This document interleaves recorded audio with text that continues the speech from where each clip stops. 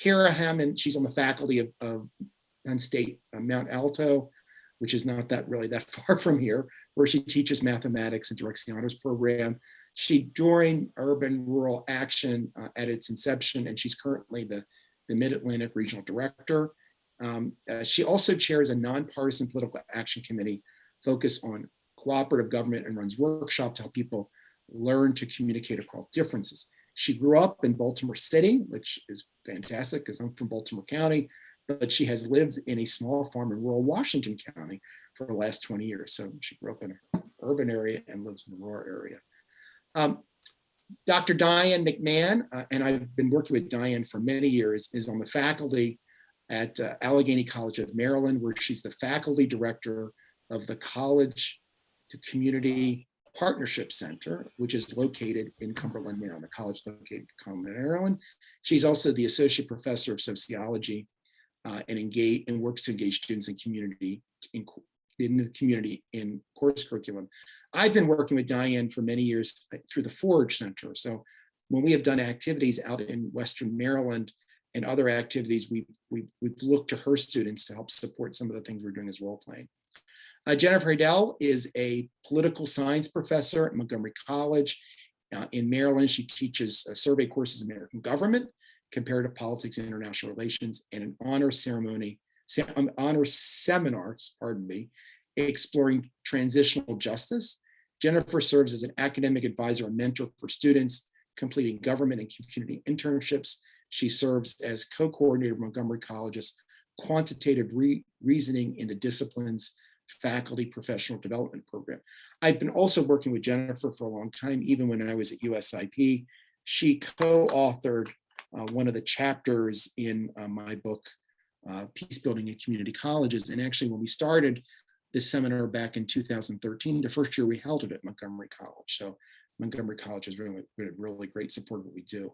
And then finally, Logan Grubb is a young peace builder and program director with Urban Rural Action, a 2021 graduate, very recent, of Gettysburg College with a BA, honors magna cum laude. It's very nice, in economics and public policy. His interests focus on peace education and service learning-based academic collaboration, particularly in the realm of food justice, which is, I think, a really important issue. So with that being said, I'm actually going to turn it over to Kira. I see Kira, she's there somewhere. There you are, Kira. And I'll just it is 12:15. We'll go to 1 o'clock. If you take questions in that's fine. If not, at 1 o'clock, we can take some questions 1 to 1:15 before we start the next session.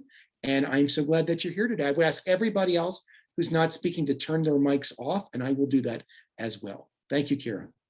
Thank you. Thank you so much for inviting us.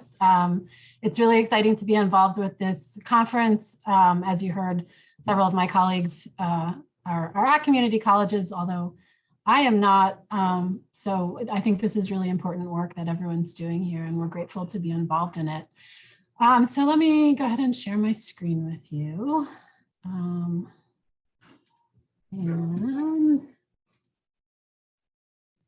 hopefully everyone can see that. David just gave us such an excellent introduction that I barely need to say anything about who we are, but I will repeat very briefly that I'm Kira Hammond. I'm the Mid-Atlantic Regional Director for Urban Rural Action, but I'm also a faculty member at a very small, very rural Penn State campus just north of here in my sort of day job, I guess. And my colleague, Logan Grubb, who I can't spotlight people because I'm not a host. So Logan, just wave frantically so everyone can see who you are. There we go. Is a program director with UR Action who's involved with our higher education initiative. So he's going to talk a little bit about that later on. And Diane McMahon, I can't possibly give a better introduction than David did for her at Allegheny College of Maryland in Allegheny County. And Jennifer Hadell, again, wave frantically, you guys, so that everyone sees you. At Montgomery College, which is in suburban DC, actually more like exurban, I guess. So, so Allegheny County and Montgomery County are the urban-rural divide in this context for us. So let's see if Kira, I've made you co-host, so you should be Oh, able to. thanks. Okay, no, I think we're good for now. Okay. So who is Urban Rural Action? Well, we are about 2.5 years old, and our vision is, and the organization was founded by our executive director, Joe Bubman, who has a background in international peace building. And so the organization comes from a perspective of international work in conflict zones all around the world, and many of the people, not including me, who work with the organization have that background. So that's kind of where it's coming from. And at some point, Joe and others realized that a lot of the drivers of conflict and political violence that they were seeing in international contexts were also arising in this country, and became quite concerned about that, understandably. And so Urban Rural Action was born with the vision of a more peaceful, just, and democratic, with a small d, United States. And how do we accomplish that? Well, the main thing, the main piece of our sort of philosophy is that if you bring people together across divides, and the geographic divide is a big one, as our name suggests, but also political, racial, religious, generational, all different kinds of divides, and help them form new relationships, help them learn communication and collaboration skills. And then, and this is the really important piece that I think sets Your Action apart from some other organizations doing similar, also excellent work, is that we ask that we help those people coming together across those divides take meaningful action together collaboratively. Because we believe that that's what cements that bond, and that's what does create a more peaceful, just, and democratic United States. So our approach is three-pronged. The first piece is to give people the skills they need to engage in constructive dialogue across all of those differences. The second piece is to give them the tools and the analytical framework to deepen their understanding of the common problems that they face across their various divides and social problems. And then finally, to empower them in various ways to take action on those problems, and to actually do something about the problems that they've identified and come to understand more deeply. So how do we do that? Well, we start with what we call the ABCs of constructive conversation. The ABCs stand for many things, but in this case, asking questions of genuine interest and curiosity of a person whose beliefs are different from your own. Checking to make sure that you understand their perspective and their positions.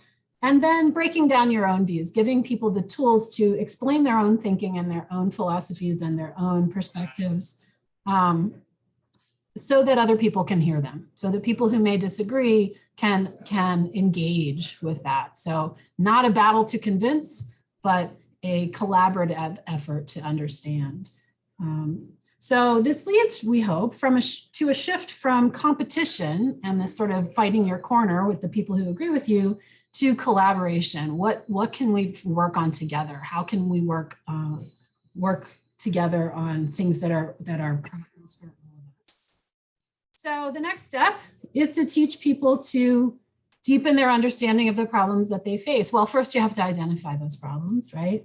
And so we do what's called a problem tree analysis. And in the top right there, you can see, I don't know if you can see my cursor, but the little tree, right? So the trunk of the problem tree is the main problem. And the first step in problem tree analysis is identifying that problem and articulating it.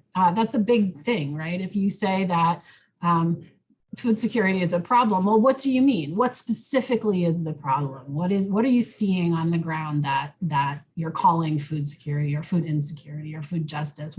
Let's be more explicit about that. And so a heterogeneous group of people in whatever ways, the first step is for them to come to a common understanding of what the problem is and how they would articulate it. And then we move on to the branches, which are the consequences of the problem. It's usually easier to identify the the effects of a problem than it is the causes, right? Because the effects are how you know it's a problem. You see all these things happening that are bad, that you don't like. And so we look at direct effects and secondary effects, both social, political, and environmental effects of problems. So all across different strata of society.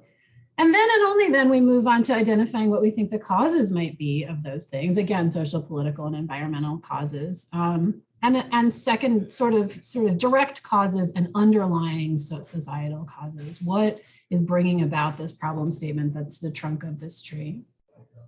And then finally, once this has been mapped out, and these can be quite beautiful in a strange way when people have put them all together, either in person with sticky notes on a whiteboard or something, or online in Padlet we usually use. They get quite intricate. But then we use this to identify, to articulate a theory of change for the group related to the specific problem that they're working on. So, so we help participants in our programs map out their theory of change related to the specific problem that they're working on. And then they use that theory of change to implement collaborative projects within a small group setting with support from the organization to cement those bonds and to actually make a difference in their communities and their regions. So that's who we are, and that's what we do sort of broadly across all of our programs. We have all different kinds of programs at the state level, at the national level, but we also do a lot of work in higher education. And I've been, as I said, I'm a faculty member myself. I've been involved with a number of those, but Logan, as you heard, has been involved with them more closely and more recently. So he's going to talk a little bit about a program that he is intimately involved in, and then also a little bit about how that relates to the program that we're going to talk about here with Allegheny College and Montgomery College. So Logan, I'll hand it off to you. Thanks so much, Kira. And I'm glad to be here with everyone today. So I thought it might be helpful first to kind of start off with what are the overarching goals that we're hoping to achieve kind of across our programs. And what's exciting about this new collaboration is we're kind of now branching out. So one of the first things that we had was an academic collaboration between Wilson and Georgetown College, which I'll touch on briefly. But I thought it might be helpful to kind of frame what we're seeing as the goals we would like all the students to be able to achieve kind of through the participation of these collaborations. And I think first and foremost, it really is strengthening communication across difference. If nothing else, we're hoping that students are able to have a set of skills that are transferable beyond the class. And obviously that we want them to use them in the context of the class to achieve, a certain project or outcome that's maybe addressing a problem that they've identified. What are these skills that they can use kind of in other aspects of their life? We're working on a dialogue across difference at other colleges as well. That's coming up here at the beginning of the month. And I think it will be helpful for students to have these skills, especially going into something as simple as the holiday season, right? I think we can all relate to having those conversations, around the dinner table that sometimes might be a little uncomfortable, and being able to have these skills, I think are kind of the crux or the root of what we're trying to do here. And then, in the context of our programs, we also think it's helpful to strengthen skills in analysis and project design as well. Again, these are skills that are hopefully transferable into other aspects, maybe beyond just the academic sphere for folks. I think beyond that too, the program specific injustice we've identified is something that we want students to understand, particularly across the urban-rural divide. So in the context of this class that we're working on right now, it's going to be more a needs-based security versus the Georgetown Wilson program, which is a little bit more specific to food justice, as both the professors there that we work with teach a sociology course and an environmental studies course that are focused on the ideas of food justice. So since I've mentioned it, I'll kind of talk a little bit about the specific collaboration here. So this has been a joint service learning course that's been implemented since 2019. I've been fortunate enough to serve as the program manager there for the past 2 years. And it's really been an interesting opportunity to see how students really throw themselves into this weird world that we've been in, especially as the first iteration in 2019, students were able to meet together in kind of a shared space. and the past 2 years have been primarily virtual. And I've been really appreciative of how the different cohorts of students have kind of adapted to the different environments, and maybe meeting with partners in a virtual space rather in previous years they might have been met in a physical space, and kind of working through some of those challenges together. So at the heart of this class, we're really hoping that students are able to analyze the interrelated dynamics that cause food justice, particularly across DC and Franklin County, where these two institutes of higher education are located. And I think it's helpful too to also mention one of the things that are different between these two communities, right? So DC, unsurprisingly, is a place with a population density of about 1,200 people or 12,000 people per square mile, versus Franklin County has about 200.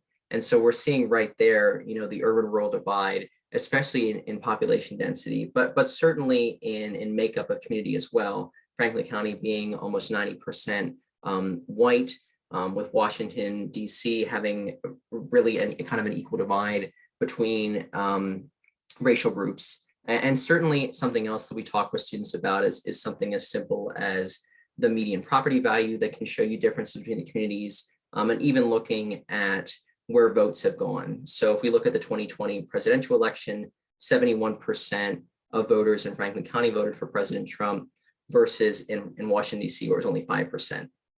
And so we start to see these things, these differences that the students are kind of able to spark and see upon as they continue to go through, as Kira mentioned before, the problem tree analysis. And so in terms of the physical makeup of the class and what it kind of looks like, this year we have 6 community partners who are working with us. 3 of them are located in Franklin County, and 3 of them are located in kind of the DC, or one of them is in Columbia, Maryland. So kind of DC adjacent area. And students work in mixed teams between, there's Franklin County, or there's Wilson College and Georgetown University students in all 6 groups. And it's really been exciting the past couple of weeks as students are starting to get their project designs approved. And I'm excited to see what the students will be able to accomplish, as they begin to implement their specific projects to address whatever causes they might have identified as being particularly of interest to them. So one thing that we look at too, and here actually is an example of the partners we're using.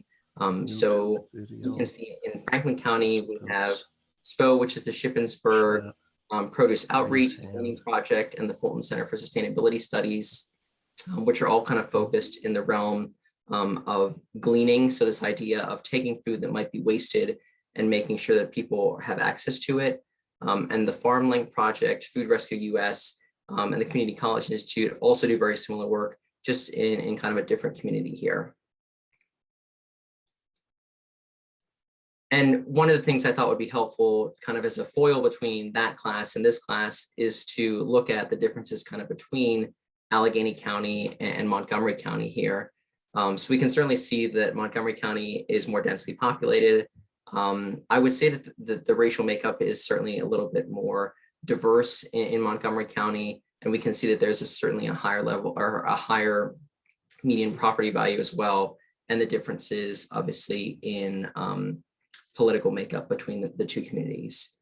So with that, I'm going to go ahead and turn it over to my colleagues, Diane and Jennifer, who are going to talk about their courses kind of specifically within the context of this new collaboration here. Thanks, Logan. Hi, everybody. I'm so glad to be here. I am like a traveler on this journey that just got invited to the table to enjoy the produce, and I'm really glad to be a part of the partnership. In Allegheny County, just like Logan said, it's very rural, mountainous. We have specific problems to our area, like transportation, poverty. I think at one time we were cited as the poorest city in all of Maryland because of the level of poverty. And so we have specific challenges and a specific political outlook that sort of impacts those challenges in a big way. So I'm really excited to be partnering with URA and Montgomery College to work on something that'll be more than a one and done kind of deliberative dialogue kind of thing. It'll be an opportunity to spend, I think we have 7 or 8 classes remotely where students can talk back and forth and work through that framework that URA has made, so that it's not just talking, what's your perspective? How do you think about this? What's your experience? It's more of a framework that's directed that will allow people to look at social problems, consequences, and then deep rooted causes. I love the tree.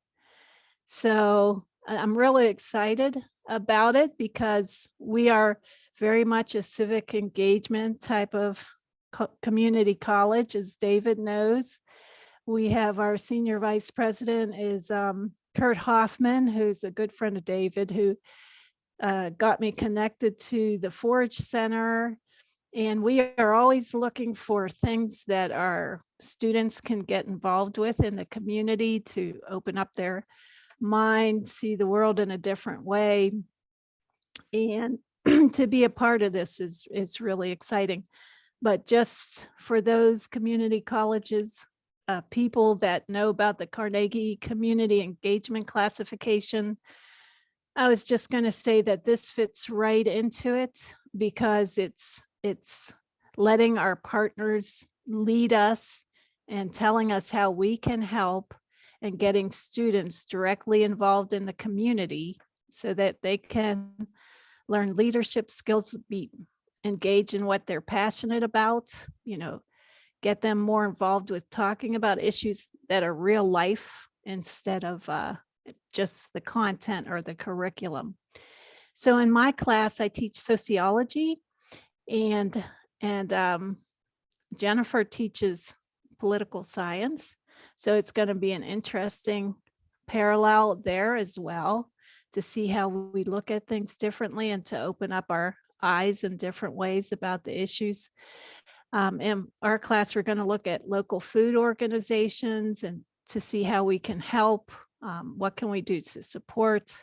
And then we're going to work it through the problem tree analysis, the ABCs, talk together remotely, which is a new thing for me because usually I'm full online class. And so this will be a remote class where students can talk in one location to the other location and learn together. So I'm really excited about that. And that's in my class, and in our local community, we're really embedded into all parts of the community, maybe more so than in a city, because a lot of the teachers run organizations, or it's not that big. People are connected. It's different than living in a city. I'll just tell you that, a big city. So not to take up all the time, I'm really excited that I got invited to be a part of it. David actually made this possible by introducing me to the URA folks. And it doesn't at this point cost us anything. It's just all opportunity for students to learn about things that hopefully they'll be passionate about and really engage them in classes. And it's a peace conflict kind of model that they're working with. And I think those are things that they can use throughout their life. So these are basic life skills that they could carry on with them. So that's my end there. It was a silver lining to get invited to this. So thank you very much. Thanks, Diane. So as David was doing the introductions, I realized I should start at a slightly different point than I had originally planned, and to share a little bit about why I responded to Kira's email when she reached out to me about this collaboration idea about a year and a half ago now. I think it was November 2020. And it actually goes back quite a few years. Back in 2012, I had the opportunity to take a group of Montgomery College students to Wendover, Kentucky, a very, very rural part of Eastern Kentucky. In fact, so much so that we had forgotten to warn them that they wouldn't have cell phone service. So it was their very first encounter in a location that had zero cell phone service whatsoever. And one of the things that I was struck by that week-long program I did, taking those students to Kentucky, is just how much they learned. Almost all of the students who came on this this adventure had never lived in a rural part of the United States at all, and had never even traveled to a rural part of the United States. So this was something so exciting. And unfortunately, as David was alluding to, one of the challenges is it's really hard and expensive to do these types of in-broad experiences. So as wonderful as it wasn't something sustainable or scalable to continue doing in the future. So when I got the email from Kira, I got really excited because I was like, oh, wait, we can't do a trip to Kentucky, but we can still do something to help our students connect in and see different parts of the United States in a way that I hadn't even really thought about for a few years. So what ended up happening is that as we were talking with UR Action folks and kind of brainstorming ideas, it became really clear to me that at Montgomery College, we had a wonderful course, so we wouldn't have to do any curriculum actions to make it possible, right? Making things administratively easy is a good thing, in my opinion. And so we could use this political science class called Politics in Action. We actually use this political science class to do different types of applied politics work. We do this with things like legislative internships. We also do this to engage students in programs like the Model United Nations. So it was already sitting there and waiting for us just to use it and to connect it in with this collaboration with UR Action and Allegheny College. So Diane talked about this a little bit. One of the things that came together perfectly was that, well, we had the pandemic and this switch to a lot of remote classes using Zoom. So at the same time that Kira reached out, our Montgomery College Foundation was connecting their grant funding to innovative programs that would use the benefits of remote teaching. We think a lot about the negatives, but in this case, the benefits of remote teaching to engage students in new types of student learning opportunities. So we applied for an innovation grant and happily we received it. So we're able to use this grant in order to fund this collaboration, including an optional trip. At this point, it's optional because of the pandemic, that making it optional is better for students who have more higher risk and more restrictions on their ability to congregate. But we're going to be doing an optional trip to Hagerstown for students, but we're also using the grant funding to be able to provide honoraria to community organizations and to provide for a lot of the resources our students are going to need to be able to do these community projects that are a central part of this collaboration. Couple other things I just wanted to mention. One of the things that's been really exciting to me is that in addition to the collaboration with UR Action, the collaboration with Allegheny College, we're also building in connections within Montgomery College. So the Office of Student Life has been absolutely pivotal. We're also making some connections to what's called our Shaw Center, which focuses on student health and wellness. And one thing that's kind of recently happened is that a group of students are creating a community garden and a butterfly garden at the college, and they've reached out to us asking for support from our program to see if we can provide some assistance with the community garden effort as well. One of the things that both Kira and Logan had mentioned earlier is that we have been kind of shifting our focus. When we were first talking about this collaboration, we were focusing on food security and food justice as the theme. But one of the things that has happened is as we've talked with community organizations, they've been saying that they're really needing help with basic needs security. So for example, one organization mentioned that they really haven't been having a lot of problems connecting their clientele with food, but they've been having horrible time trying to connect them with hygiene products, toiletries. So hearing that from our community partners, we've been talking about ways to broaden out so that we're making sure that the course theme is also meeting their needs. To wrap up, just kind of a note that I'd be happy to chat about in the Q&A.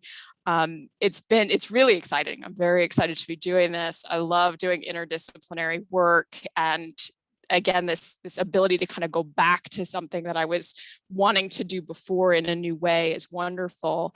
I will say, building this project, there are so many different puzzle pieces, and they all have to be put in place at the right time, in the right way, with the right funding. So that's been a really huge learning curve, but it's also a very exciting learning curve. So thank you. Thank you, guys, both of you. Yeah, so that's a great segue. We figured this audience in particular would probably want to hear a little more about what's going on under the hood in terms of the class itself and how this integration is going to work. And as Diane mentioned, Jennifer and Diane are in different disciplines, not vastly different disciplines, but nevertheless different. Or I guess I'm saying that as a mathematician. Maybe you guys would consider them vastly different. I don't know. Anyway, they're not just teaching different sections of the same course at different institutions or something, right? These are different classes. So clearly they will have their own trajectory within their own class at their own institution for part of what the class is about. But in addition to that, we will be meeting jointly remotely. As Jennifer mentioned, this is one of the silver linings of the pandemic, right? You don't have to wear shoes anymore, and you can have these collaborations across the whole state.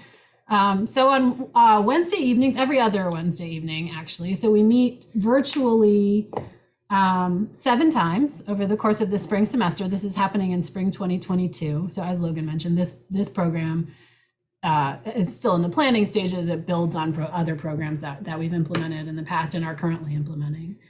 So we'll meet 7 times, and we'll do the ABCs with the group virtually between the 2 locations. Then we will introduce them to the community partners. That's the first 2 and the number 1 you see there. The community partners, I will let Diane and Jennifer talk a little bit more about that in the Q&A if people are interested. They are both in the process of connecting with those organizations now. Then we will move on to do the analysis, the problem tree analysis, and the building of the theories of change for the different groups of students. The students will be in groups at that point, depending on what they're interested in. We expect to have some groups that are within the same institution and some that are across institutions, depending on the needs and preferences of the students, and logistics to some extent. And then from there, at the beginning of March, we'll move on to project design, which is definitely integrated with the community partners and their needs. A big part of the goal here is to not ask these often already stretched, very thin community nonprofits to also, take on essentially teaching our students and letting our students, we want to be actually useful to them and address needs that they actually have, and not just little projects that seem fun for the students to do. So they're highly integrated throughout the process. And as Jennifer mentioned, we try very hard to put together funding to offer small honoraria for them to make it a little bit more worth their time. And then, in my opinion, the most exciting thing is in between that project design session and the project implementation session.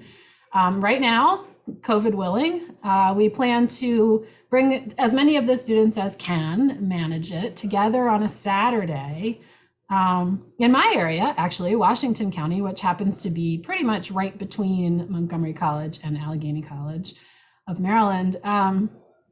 So they will meet each other in person that way. They will get to know each other. There are many silver linings to the virtual environment. We wouldn't probably be able to run this program without using it at least somewhat. But we all know that we're human beings and we connect best face to face. And so we feel like it's really important to at least give the students the opportunity to actually meet each other in person. So on a Saturday in March, they will have that opportunity. They will come to Washington County and meet at the Horizon Goodwill Industries in Hagerstown, which works integrally with basic needs security, issues of homelessness and food insecurity in that small city. And then we hope, and this is still in the development stages, in the afternoon go out into the rural parts of the county and see a working farm, which is so hopefully that's a nice contrast and sort of see how those things start to fit together in a context like Washington County. And then for the second half of the semester in the spring, they will implement their projects, and we'll do a every other week check-in across the two groups virtually again to sort of see how it's going, get feedback from other groups and from the team members, and then wrap up at the end of the semester. So let me stop there, I guess. I don't know. We have plenty of time for Q&A. Sure. Yeah. But before we get to that, yeah, thanks for joining us. And so we can do all the Q&A right now, but I also wanted to say that you're welcome to email with questions. And I'm also going to put in the chat the UR Action website in case anybody's interested. There's a lot more information about all our other programs and stuff there too. So yeah, if I could start, just to make an observation, I am really, it's amazing it took so long for us to recognize the potential that community colleges could have in this construct, because community colleges often have been kind of operating independent of each other. And where they do collaborate, it tends to be on curriculum, understanding statewide curriculum, accessibility, those types of issues, without recognizing that it's the demographics of community colleges that are really the most enriching part of it. So, I know Jennifer's student population. My wife teaches at Montgomery College, and I'm imagining taking those students to a farm.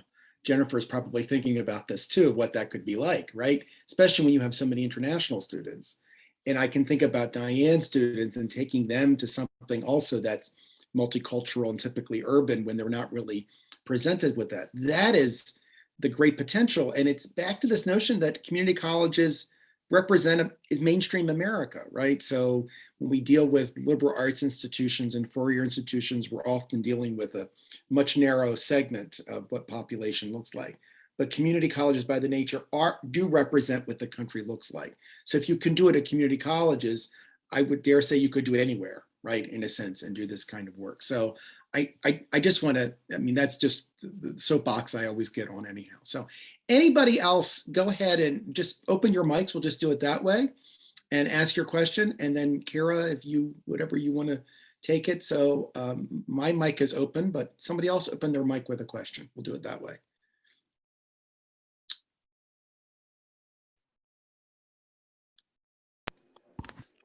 I'll ask. I already talked, but I'm going to ask a question. Yeah, Diane. Yeah. Kara, I just was a lucky person that got invited on this bus ride, so I love it. And thank you, David, for getting me here. But how would another community college get involved with UR Action, urban rural? Yeah, that's a great question. And the answer is just reach out. We are always looking for community organizations, and I would consider a community college a kind of a community organization. I guess I would consider almost any college that, who are interested in the work that we do and want to get involved in our programming. And that's, we don't have infinite resources, but we would pretty much always be interested in that conversation and seeing what we could put together to make a connection like that work. I would say that if you happen to be in a situation where you already have some sort of relationship with another institution that it has a different demographic, then you're halfway there. And well, maybe not quite halfway, but that's a big part of the challenge, as Jennifer knows. That when we first started this conversation, we hadn't found Diane yet, and when we did, everything started to fall into place much more rapidly. So that is probably one of the bigger issues is finding who's going to be the partner.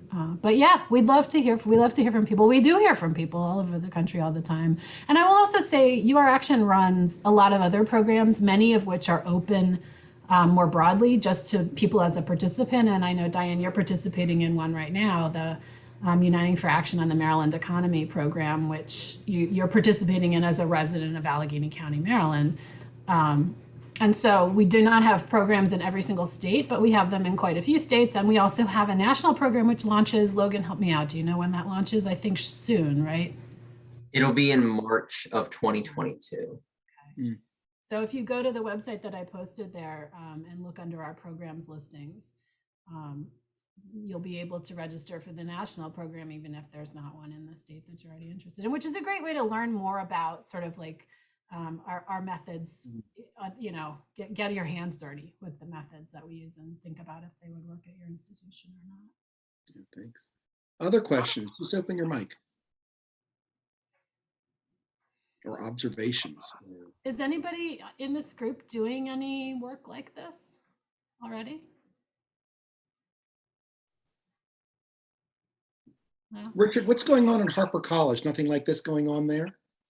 So we have a group of faculty and staff who are looking at basic needs for our students, but it's very localized, it's on campus, and obviously it's wonderful, but it doesn't have this larger impact. But I've been trying to rack my brain. A wonderful young woman who is an event planner at one of the centers at Georgetown reached out about 18 months ago to me and the Harper team, asking if we could collaborate. And it's a very similar concept, but it was in its sort of inception. And I'll put the information in the chat. Her name was Ruth Gopin, and it's called AmerXchange. And it tries to bridge this divide and specifically focuses on urban-rural collaborations.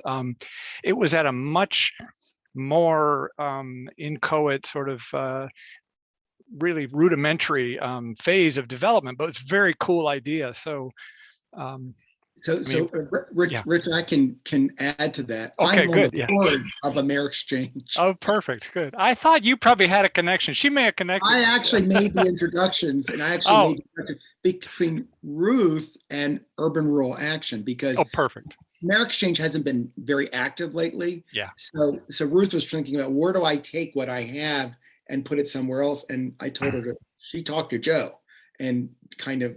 So it may be happening at that end there. So, but it's perfect. Good. Well, you're the synergistic center of all of these efforts. So thank you. Thanks, Rich. Anybody else?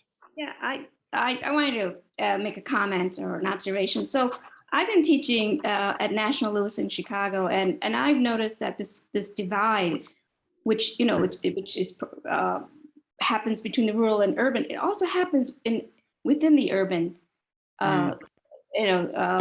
Schools. I mean, I had students that were from the north side and the south side and the west side. And during the pandemic, there was such a divide between who had laptops, who had broadband service, who had privacy in their homes to fully participate in class. So I was trying to figure out how to bridge that divide. I mean, I think that, for those of us living in big cities like Chicago, we can see that division within the city. We don't even have to go out to the rural areas, although, that is true. So do you have any suggestions on how to, bridge that divide, even between my students in my classroom? Yeah, that's a great question and a great observation. And I think you're absolutely right. I mean, I see the same thing at Penn State, that we have, especially at our little campus, we've got students who commute, who live in the area, which are mostly, they grew up in the rural area, obviously. And then because it's Penn State, we've got students who come to us from the urban areas of Pennsylvania as well, and are startled to see all the cows around and so forth. And so, I mean, my feeling has always been that some of that happens organically in a situation like that, especially in a residential situation, because the students meet each other and interact, and they begin to bridge the divides just naturally by, you know, shooting hoops or going to the dining hall or whatever. But I think you absolutely can make it happen more explicitly as well. And it seems to me that you're halfway there, because you don't have to recruit them, right? You don't have to go out and do the part I was just talking about, where you find Jennifer and you find Diane and you connect them. You've got them all already right there, right? So you can teach them to listen to each other and and be curious about each other's backgrounds, and not make assumptions about what this person thinks based on where they're from or where they live or what they might or might not have. So yeah, I mean, I think a lot of that in that situation can probably happen in the classroom. I mean, depending on the class, obviously, but you could also, we're working on a new program called Dialogue Across Difference, which I don't know, Logan, maybe you want to talk a little bit about that. It's a fully virtual program, and it's much more time limited than these intense partnerships that go on all semester. And I think Jennifer and Diane, both of you are involved in this one too, where an institution joins. So the institution signs up to be part of this, and then their students can sign up for the project. And the idea is, as I said, a much more compressed version of the UR Action model and methods. There's no project, for example. There's not time for that, but you learn the ABCs, you do some of the problem tree analysis with students from all the other institutions that are part of the program. So including some from your own institution. So the one that we're running next month, I guess, is a Mid-Atlantic one. And so we've got, Logan's gonna have to help me out, Georgetown, Penn State. Yeah, Wilson, Gettysburg College, Allegheny College of Maryland, Montgomery College, and then I believe Westchester as well. Isn't Hopkins involved too? We might be through SNF Agora, I think. I think SN. Anyway, so it's geographically diverse, but also very different types of institutions, which attract very different student bodies. And yeah, so that's another thing that I think you could investigate for your students and your institution. I don't know if I'm answering your question, Mina. Can I say a word? Oh, Yeah. sorry, Mina. No, I think, yeah, you just put something in my head that it could be an institution-wide effort. It's not just in my classroom, because I'm sure if I'm facing it, other teachers are also facing it, because we have the same types of students. So maybe Right. something on a larger scale with the university itself. Right. Yeah, it's a great idea. Jennifer, go ahead. I just put a link in the chat, Mina, because one of the things that Montgomery College has really focused on since the pandemic began was trying to figure out how to provide a lot of emergency resources for students who don't have the internet connection they need or don't have computers. And that's been really critical because, right, I mean, obviously that digital divide is very, very real and very pronounced in our classes. So I did put that link just kind of so you could see what MC did trying to match resources to students. I would say just as like a teacher, one of the things that's really important to me when I'm teaching the Zoom classes is that like the camera for me is optional. There are other ways to connect with students because that inequality in the living space for me is such a big challenge, right? I mean, you guys have seen my cat attacking the computer while we've been talking, but that's not as challenging as what many of our students are facing. So I think kind of putting conscious thought into how we do our remote classes in a way that is supportive and not shaming of students in different experiences is really critical.